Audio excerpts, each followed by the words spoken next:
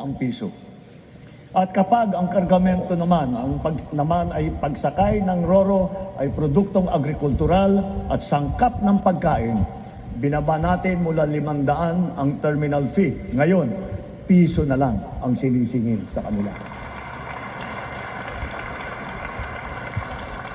Sa pagdaan naman nila sa mga expressway, libre ang toll fee ng mga truck na accredited ng Department of Agriculture. Dahil sa lahat ng mga pinatupad na ito, milyong-milyong Pilipino ang kahit papano ay direktang nakaramdam ng tulong sa panahon ng mataas na presyo ng petrolyo.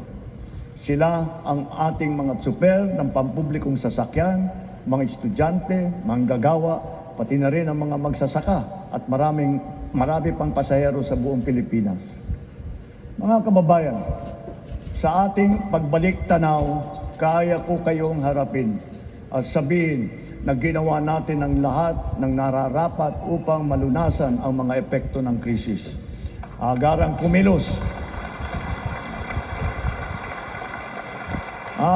kumilos ang buong pamahalaan upang tumulong sa mamamayan. Sa katunayan, tayo pa ay hinahangaan ngayon dahil sa bilis, liksi at pagiging aktibo ng ating pagtugon. Libuang-buwan mula sumiklab ang digmaan, ramdam pa rin natin ang bigat ng mga epekto nito sa ating bansa. Hanggang kailangan, asahan ninyo na hindi titigil ang pagsuporta ng pamahalaan. Naglaan tayo ng mahigit 60 bilyong piso para dito hanggang sa katapusan ng taon.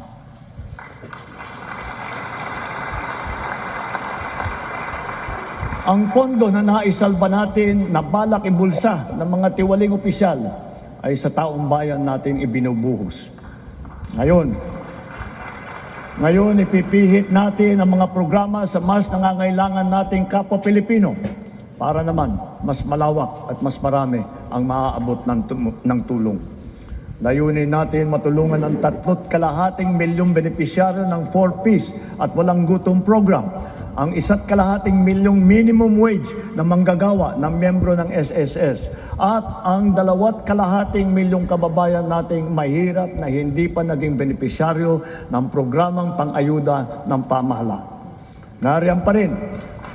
Nariyan pa rin ang nakaabang na pagsuporta natin para sa sektor ng transportasyon, agrikultura at mga OFW na apektado ng kaguluhan.